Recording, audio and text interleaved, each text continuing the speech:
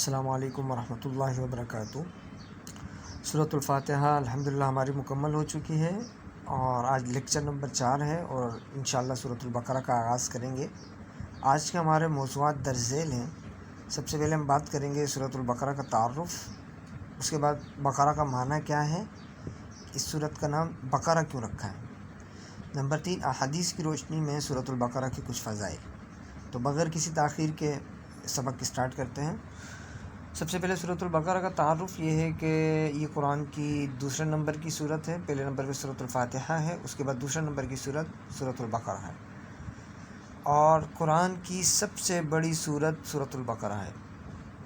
اور اس سورت کا ایک اعزاز یہ بھی حاصل ہے سورت کو کہ اس سورت کے اندر آیت الکرسی بھی آئی ہے، جو کہ ہم عام طور پہ ہر نماز کے بعد پڑھتے ہیں، حفاظت کے لیے پڑھی جاتی ہے۔ تو آیت الکرسی بھی اسی سورت کا حصہ ہے۔ 40 رکوع ہیں سورۃ البقرہ کے، 286 آیات ہیں۔ اس کے علاوہ روایت میں آتا ہے کہ سورۃ البقرہ کے اندر اللہ تبارک و تعالیٰ نے 1000 اوامر، 1000 حکم دیے ہیں مسلمانوں کو، لوگوں کو، امت محمدیہ کو 1000 احکامات اللہ نے اس سورت کے اندر نازل کیے ہیں۔ 1000 اللہ تبارک و تعالیٰ نے کاموں سے روکا ہے، مختلف کام جو نہیں کرنے کے تھے اللہ تعالیٰ نے 1000 امور سے روکا ہے، 1000 کا حکم دیا ہے، 1000 اس کے اندر حکمت پوشیدہ ہیں۔ تو بہت بڑی صورت بھی ہے، بڑی فضیلت بھی ہے اس صورت کی۔ دوسرا یہ کہ سورۃ البقرہ کو بقرہ کیوں کہا جاتا ہے، بقرہ کے عربی کے اندر معنی کیا ہے، تو اس کو خوب سمجھ لیجئے کہ بقرہ عربی کے اندر گائے کو کہا جاتا ہے۔ بقرہ عربی کے اندر گائے کو کہا جاتا ہے۔ اب اس سورت کا نام گائے کے نام پر کیوں رکھا گیا، اس کی کیا وجہ ہے، تو دیکھیں سورۃ البقرہ میں آگے چل کے انشاءاللہ جب ہم تفسیر پڑھیں گے تو بنی اسرائیل کا جب تذکرہ آتا ہے تو اس میں اللہ تبارک و تعالیٰ ایک واقعہ ذکر کرتے ہیں سورۃ البقرہ کے اندر جو گائے سے ریلیٹڈ ہے۔ وہ یوں تھا کہ بنی اسرائیل کے اندر ایک شخص کا قتل ہوا، اس کے جو ریلیٹیو تھے، رشتہ دار تھے، وہ حضرت موسیٰ علیہ السلام کے پاس آئے اور آ کے انہوں نے کہا کہ بھئی آپ اللہ سے پوچھ کے بتائیں کہ اس کا قاتل کون ہے۔ تو موسیٰ علیہ السلام نے جب اللہ سے معلوم کیا تو اللہ تبارک و تعالیٰ نے ان کو حکم دیا کہ آپ ایک کام کریں، ان سے کہیں کہ ایک گائے کو ذبح کریں، گائے کو ذبح کرنے کے بعد اس کا گوشت مردے کے کسی بھی جسم کے حصے پہ لگا دیں۔ اب اس کے اندر روایات مختلف ہیں، بعض میں آتا ہے کہ زبان پہ لگائیں، بعض میں آتا ہے کسی جگہ پہ بھی لگائیں، بعض روایات میں آتا ہے خون اس کی زبان پہ لگائیں یا اس کے جسم پہ خون لگائیں، تو ڈیفرنٹ روایات ہیں۔ تو مطلب یہ خلاصہ ہے کہ اس کے جسم پر خون یا گوشت لگایا جائے تو وہ مردہ زندہ ہو کر اپنے قاتل کا بتا دے گا۔ تو خیر یہ لمبا واقعہ ہے، انشاءاللہ جب یہ سبق پہ آئے گا تو میں آپ کو بتا دوں گا۔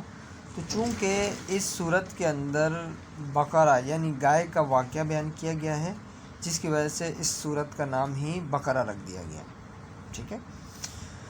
تو اس کی وجہ تسمیہ کیا ہو گئی کہ گائے کا واقعہ بنی اسرائیل کا اس صورت کے اندر آیا تھا، اس وجہ سے اللہ تبارک و تعالیٰ نے اس صورت کا نام بقرہ رکھ دیا۔ اور اس کے علاوہ احادیث کے اندر بہت زیادہ اس صورت کے فضائل آئے ہیں۔ روایات میں آتا ہے کہ اگر کوئی شخص سورۃ البقرہ پڑھتا ہے تو آپ صلی اللہ علیہ وسلم نے فرمایا کہ یہ اس کے لیے برکت ہے، اور کوئی اگر اس سورت کو پڑھنا چھوڑ دیتا ہے تو آپ صلی اللہ علیہ وسلم نے فرمایا یہ اس کے لیے باعث حسرت ہے۔ اور آپ صلی اللہ علیہ وسلم نے فرمایا کہ اگر کوئی شخص اس سورت کو پڑھتا ہے تو یہ باطل کے لیے کیا ہے، ڈھال ہے آپ کے لیے۔ باطل سے مراد یہاں جادوگر ہے۔ عام طور پہ ہمارے معاشرے کے اندر سب سے بڑا اس وقت جو مسئلہ چل رہا ہے وہ چل رہا ہے کہ آئے دوسرے دن ہمارے گھروں کے اندر لیڈیز کا یہی مسئلہ ہوتا ہے کہ یار فلاں نے جادو کر دیا، فلاں نے جادو کر دیا، فلاں نے جادو کر دیا۔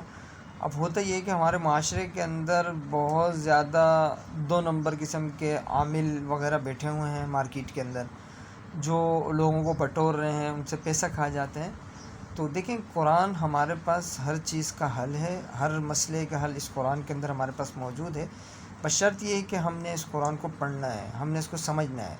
اب روایات میں آتا ہے کہ یہ باطل کے لیے آپ کے لیے ڈھال ہے، یعنی باطل اس کے اوپر وہ نہیں کر سکتے، اس کے اوپر قدرت نہیں کر سکتے، اس کے اوپر جو ہے نا حاوی نہیں آ سکتا باطل۔ اور باطل سے مراد یہاں پہ جادوگر وغیرہ یا شیاطین وغیرہ ہیں۔ اور اسی طریقے سے اور بھی روایات ہیں۔ ایک روایت میں آتا ہے کہ آپ صلی اللہ علیہ وسلم نے فرمایا، عبداللہ ابن مسعود رضی اللہ تعالیٰ عنہ کی روایت ہے کہ آپ صلی اللہ علیہ وسلم نے فرمایا کہ جس گھر کے اندر سورۃ البقرہ کی 10 آیات پڑھی جائیں تو فرمایا کہ اس گھر سے شیطان اور جنات وغیرہ بھاگ جاتے ہیں۔ اب وہ 10 آیات کون کون سی ہیں؟ روایات میں آتا ہے کہ 10 آیات سے مراد سورۃ البقرہ کی ابتدائی 4 آیات، الف لام میم ذالک الکتاب لا ریب فیہ ھدی للمتقین، یہ شروع کی جو 4 آیاتیں ہیں یہ پڑھی جائیں۔ پھر اس کے بعد ڈائریکٹ آپ جائیں تیسرے پارے کا فرسٹ پیج آپ کھولیں گے، وہاں پر آیت الکرسی ہے، اللہ لا الہ الا هو الحی القیوم لا تأخذہ سنۃ ولا نوم۔ آیت الکرسی ایک آیت یہ ہو گئی، اور آیت الکرسی کے بعد 2 آیات اور، لا اکراہ فی الدین قد تبین الرشد من الغی، یعنی آیت الکرسی اور اس کے ساتھ 2 آیتیں ملا کے 3 آیتیں یہ ہو جائیں گی، ٹھیک ہے، 3 آیتیں درمیان سے، اور 3 آیت بالکل لاسٹ کی جو آخری رکوع ہے، للہ ما فی السماوات و ما فی الارض وان تبدوا ما فی انفسکم او تخفوہ یحاسبکم بہ اللہ، تو یہ لاسٹ کی 3 آیت، تو یہ ٹوٹل 10 آیات بنتی ہیں، 4 آیتیں شروع کی، 3 آیات درمیان کی آیت الکرسی اور اس کے بعد کی 2 آیات، اور 3 آیتیں لاسٹ کی، 3 3 6 اور 4 شروع کی، ٹوٹل 10 آیات ہیں۔ یہ جس گھر کے اندر پڑھی جائیں اس گھر کے اندر نہ جادو کا اثر ہوتا ہے، نہ جنات اس گھر میں داخل ہوتے ہیں، نہ شیاطین اس گھر میں داخل ہوتے ہیں۔ اس کا ایک واقعہ پیش آیا ہے ہمارے پاکستان کے اندر، لاہور کے اندر پیش آیا تھا۔ تو ایک عامل تھا، میں مختصراً آپ کو بتا دیتا ہوں کہ ایک عامل تھا، اور یہ میرے کو بہت ہی میرے قریبی میرے عزیز ہیں، انہوں نے یہ واقعہ مجھ سے نقل کیا اور یہ ان کا دیکھا ہوا تھا۔ تو ایک عامل تھے، وہ کسی امام مسجد کے اوپر جادو کرنا چاہ رہے تھے، اور کسی بندے نے ان کو اچھا خاصا پیسہ دیا تھا، اور ایک لمبا واقعہ ہے، میں آپ کو مختصراً بتا دیتا ہوں۔ تو اچھا خاصا پیسہ دیا تھا جس کے اوپر وہ عمل کر کے اور کالا جادو وغیرہ کر کے امام صاحب پہ انہوں نے کرنا تھا۔ تو کافی ٹائم تک وہ کرتے رہے، آخر میں آ کر وہ اتنے بیزار آ گئے کہ ایک دن وہ پولیس اسٹیشن گئے اور ان کے پاس چھرا تھا، اور کہا کہ بھئی امام کو بلا اور اس سے کہو کہ مجھے ذبح کر دیں۔ عامل نے کہا۔ امام کو جب بلایا گیا تو جب پورا واقعہ پوچھا گیا تو اس عامل نے بتایا کہ میں ان کے اوپر کالا جادو کر رہا تھا، لیکن جب بھی میں جادو کرتا یا عمل کرتا اپنا، تو ان کے گھر کے باہر، یعنی امام صاحب کے گھر کے باہر، ایک سفید کلر کی، سفید کپڑوں میں ملبوس ایک ایسی مخلوق ہوتی کہ جو مجھے اس کام سے روکتی۔